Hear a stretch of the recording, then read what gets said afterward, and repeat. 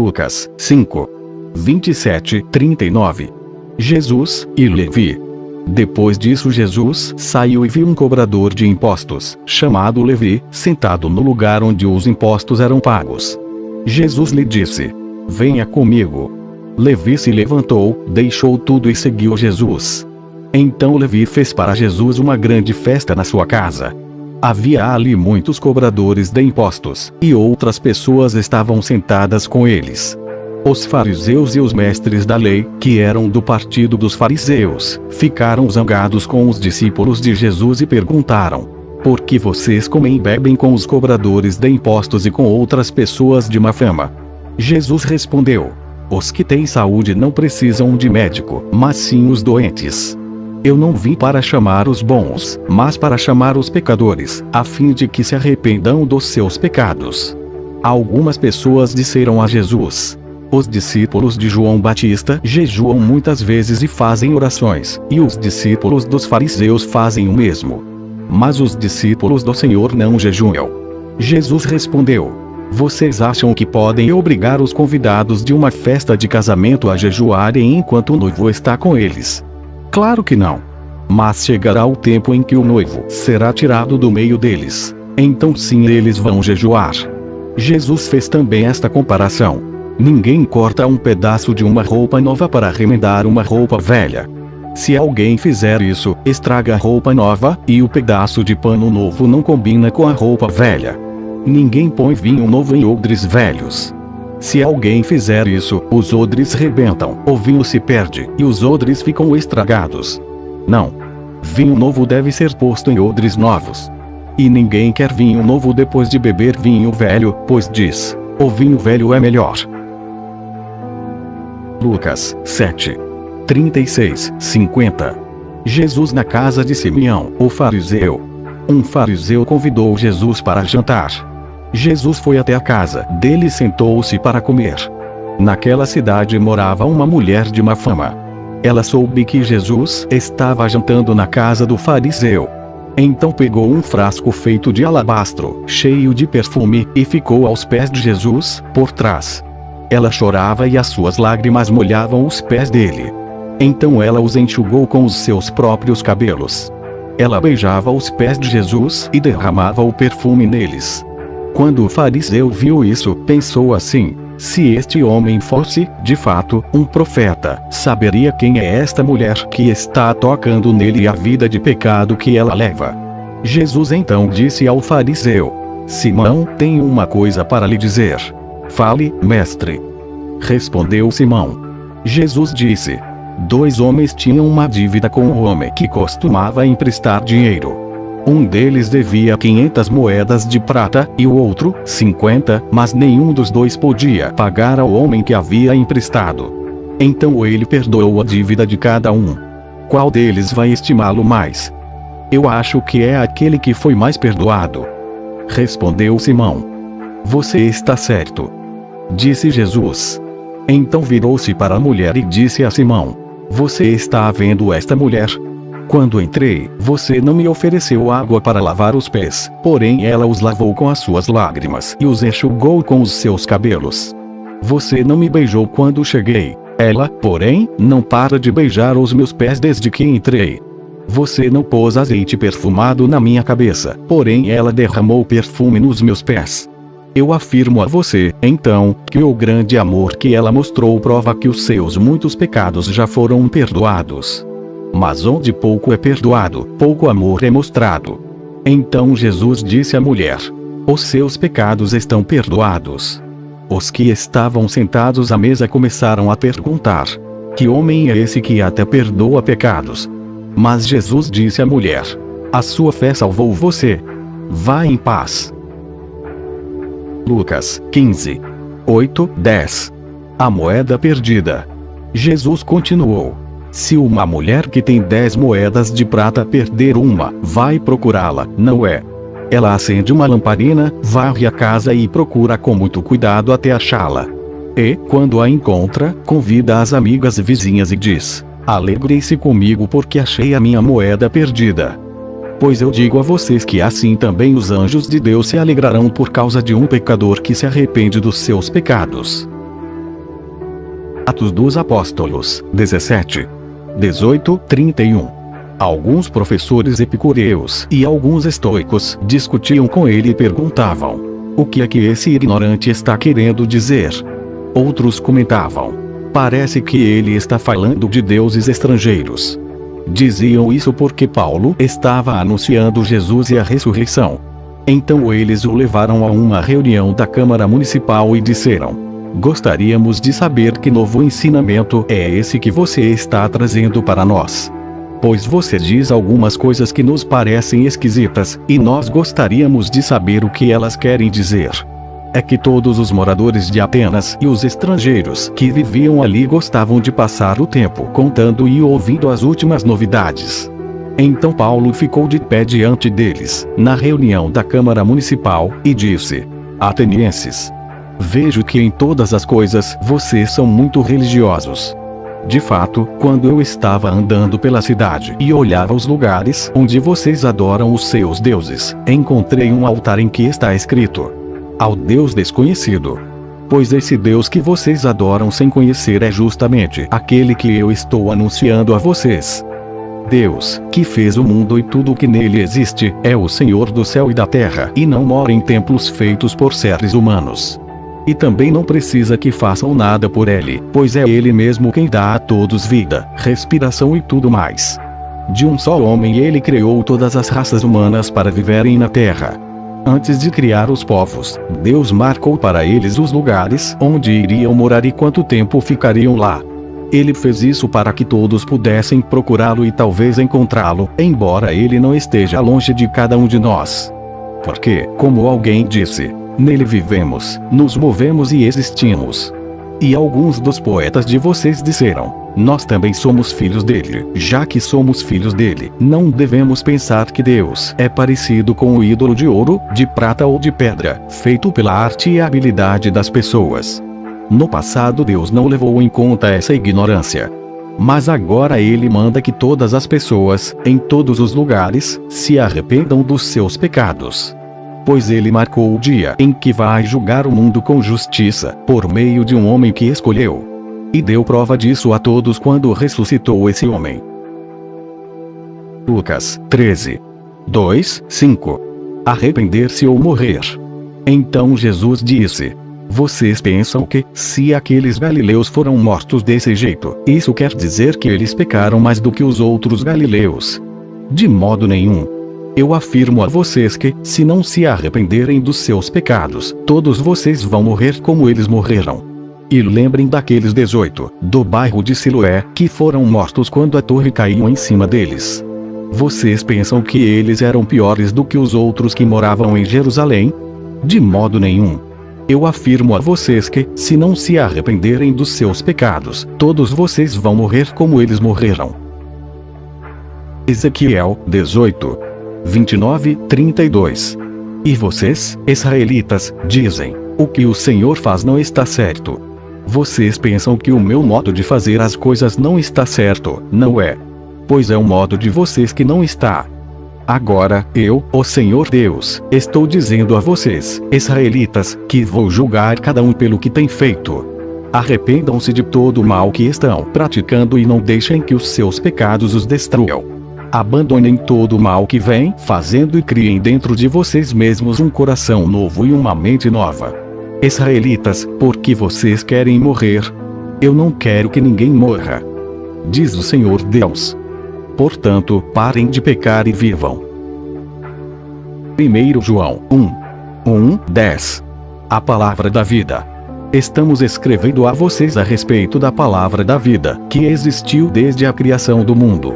Nós a ouvimos e com os nossos próprios olhos a vimos. De fato, nós a vimos, e as nossas mãos tocaram nela. Quando essa vida apareceu, nós a vimos. É por isso que agora falamos dela e anunciamos a vocês a vida eterna que estava com o Pai e que nos foi revelada. Contamos a vocês o que vimos e ouvimos para que vocês estejam unidos conosco, assim como nós estamos unidos com o Pai e com Jesus Cristo, o seu Filho. Escrevemos isso para que a nossa alegria seja completa. A mensagem que Cristo nos deu e que anunciamos a vocês é esta: Deus é luz, e não há nele nenhuma escuridão. Portanto, se dizemos que estamos unidos com Deus e ao mesmo tempo vivemos na escuridão, então estamos mentindo com palavras e ações. Porém, se vivemos na luz, como Deus está na luz, então estamos unidos uns com os outros, e o sangue de Jesus, o seu Filho, nos limpa de todo pecado. Se dizemos que não temos pecados, estamos nos enganando, e não há verdade em nós. Mas, se confessarmos os nossos pecados a Deus, Ele cumprirá a sua promessa e fará o que é correto. Ele perdoará os nossos pecados e nos limpará de toda maldade. Se dizemos que não temos cometido pecados, fazemos de Deus um mentiroso, e a sua mensagem não está em nós. Mateus 3, 8, 12. Façam coisas que mostrem que vocês se arrependeram dos seus pecados. E não digam uns aos outros: Abraão é nosso antepassado. Pois eu afirmo a vocês que até destas pedras Deus pode fazer descendentes de Abraão. O machado já está pronto para cortar as árvores pela raiz. Toda árvore que não dá frutas boas será cortada e jogada no fogo. Eu os batizo com água para mostrar que vocês se arrependeram dos seus pecados, mas aquele que virá depois de mim os batizará com o Espírito Santo e fogo. Ele é mais importante do que eu, e não mereço a honra de carregar as sandálias dele. Com a pá que tem na mão, ele vai separar o trigo da palha. Guardará o trigo no seu depósito, mas queimará a palha no fogo que nunca se apaga. 2 Crônicas 7, 12, 22. Então o Senhor Deus apareceu de noite a Salomão e disse: Eu ouvi a sua oração e escolhi este templo para ser o lugar onde serão oferecidos os sacrifícios. Quando eu fechar o céu e não deixar que chova, ou ordenar aos gafanhotos que destruam as colheitas, ou mandar uma peste atacar o povo, então, se o meu povo, que pertence somente a mim, se arrepender, abandonar os seus pecados e orar a mim, eu os ouvirei do céu, perdoarei os seus pecados e farei o país progredir de novo. Escutarei com atenção as orações que forem feitas neste templo, pois é o templo que escolhi e separei para ser o lugar onde deverei ser adorado para sempre. Eu tomarei conta dele e sempre o protegerei. E se você, Salomão, me servir fielmente, como fez Davi, o seu pai, e se obedecer às minhas leis e ordens e fizer tudo o que eu mandar, então eu firmarei o seu poder como rei, cumprindo assim a aliança que fiz com Davi quando lhe disse que Israel sempre seria governado pelos descendentes dele. Mas, se você e o seu povo deixarem de me seguir, se desobedecerem às leis e aos mandamentos que lhes dei e se adorarem e servirem outros deuses, então eu os arrancarei da terra que lhes dei. E também abandonarei este templo, que separei para ser o lugar onde devo ser adorado. Aí todos os povos vão desprezar e zombar do templo, que agora é tão glorioso. Todos os que passarem por perto dele ficarão chocados e perguntarão: por que foi que Deus fez isso com esta terra e com este templo? E a resposta será: foi porque os israelitas abandonaram o Senhor, seu Deus, que tirou do Egito os antepassados deles. Eles seguiram outros deuses e os adoraram e os serviram. Foi por isso que o Senhor fez com que toda esta desgraça caísse sobre eles. 2 Pedro 3, 11, 15. Sabendo que tudo isso vai ser destruído assim, então que tipo de gente vocês precisam ser? A vida de vocês deve ser agradável a Deus e dedicada a Ele. Esperem a vinda do dia de Deus e façam o possível para que venha logo. Naquele dia os céus serão destruídos com fogo, e tudo o que há no universo ficará derretido. Porém Deus prometeu, e nós estamos esperando um novo céu e uma nova terra, onde tudo será feito de acordo com a vontade dele. Por isso, meus amigos, enquanto vocês esperam aquele dia, façam o possível para estar em paz com Deus, sem mancha e sem culpa diante dele. Lembrem que a paciência do nosso Senhor é uma oportunidade para vocês serem salvos. Pois o nosso querido irmão Paulo, com a sabedoria que Deus lhe deu, escreveu a você sobre esse assunto. Marcos 1, 3, 8. E o profeta escreveu também: alguém está gritando no deserto: preparem o caminho para o Senhor passar. Abram estradas retas para ele. E foi assim que João Batista apareceu no deserto, batizando o povo e anunciando esta mensagem: arrependam-se dos seus pecados e sejam batizados, que Deus perdoará vocês. Muitos moradores da região da Judeia e da cidade de Jerusalém iam ouvir João. Eles confessavam os seus pecados, e João os batizava no Rio Jordão. Ele usava uma roupa feita de pelos de camelo e um cinto de couro e comia gafanhotos e mel do mato. Ele dizia ao povo: depois de mim vem alguém que é mais importante do que eu, e eu não mereço a honra de me abaixar e desamarrar as correias das sandálias dele. Eu batizo vocês com água, mas ele os batizará com o Espírito Santo. Tiago 4:1-10. Amizade com o mundo. De onde vêm as lutas e as brigas entre vocês? Elas vêm dos maus desejos que estão sempre lutando dentro de vocês. Vocês querem muitas coisas, mas, como não podem tê-las, estão prontos até para matar a fim de consegui-las. Vocês as desejam ardentemente, mas, como não conseguem possuí-las, brigam e lutam. Não conseguem o que querem porque não pedem a Deus. E, quando pedem, não recebem porque os seus motivos são maus. Vocês pedem coisas a fim de usá-las para os seus próprios prazeres. Gente infiel! Será que vocês não sabem que ser amigo do mundo é ser inimigo de Deus? Quem quiser ser amigo do mundo se torna inimigo de Deus. Não pensem que não quer dizer nada esta passagem das Escrituras Sagradas. O Espírito que Deus pôs em nós está cheio de desejos violentos. Porém a bondade que Deus mostra é ainda mais forte, pois as Escrituras Sagradas dizem: Deus é contra os orgulhosos, mas é bondoso com os humildes.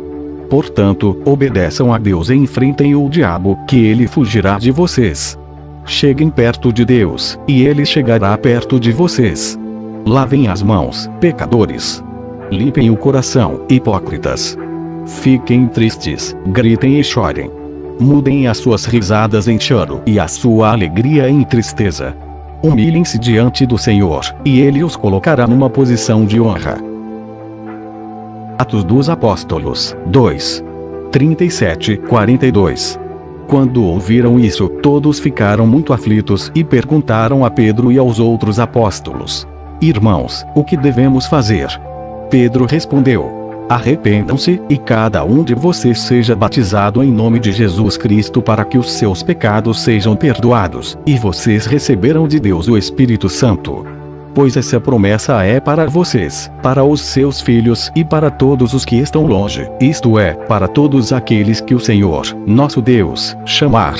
Pedro continuou a dar o seu testemunho e, com muitas outras explicações, procurou convencê-los, dizendo: Saiam do meio dessa gente, mas salvem-se. Muitos acreditaram na mensagem de Pedro e foram batizados. Naquele dia quase 3.000 se juntaram ao grupo dos seguidores de Jesus. E todos continuavam firmes, seguindo os ensinamentos dos apóstolos, vivendo em amor cristão, partindo o pão juntos e fazendo orações. Salmos 32:1-11. Confissão e perdão. Feliz aquele cujas maldades Deus perdoa e cujos pecados ele apaga. Feliz aquele que o Senhor Deus não acusa de fazer coisas más e que não age com falsidade. Enquanto não confessei o meu pecado, eu me cansava, chorando o dia inteiro. De dia e de noite, tu me castigaste, ó Deus, e as minhas forças se acabaram como o sereno que seca no calor do verão. Então eu te confessei o meu pecado e não escondi a minha maldade. Resolvi confessar tudo a ti, e tu perdoaste todos os meus pecados.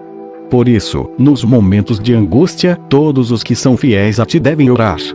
Assim, quando as grandes ondas de sofrimento vierem, não chegarão até eles. Tu és o meu esconderijo. Tu me livras da aflição. Eu canto bem alto a tua salvação, pois me tens protegido. O Senhor Deus me disse: Eu lhe ensinarei o caminho por onde você deve ir. Eu vou guiá-lo e orientá-lo. Não seja uma pessoa sem juízo como o cavalo ou a mula, que precisam ser guiados com cabresto e rédeas para que obedeçam. Os maus sofrem muito, mas os que confiam em Deus, o Senhor, são protegidos pelo seu amor. Todos vocês que são corretos, alegrem-se e fiquem contentes por causa daquilo que o Senhor tem feito. Cantem de alegria, todos vocês que são obedientes a Ele. Isaías 30:8-17. O Senhor Deus me disse: Escreva a mensagem numa tábua a fim de que fique registrada para sempre como testemunha eterna contra o povo. Pois são gente rebelde, pessoas mentirosas, que não querem ouvir a lei do Senhor.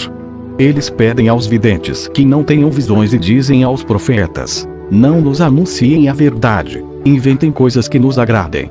Deem-o fora. Parem de nos amolar.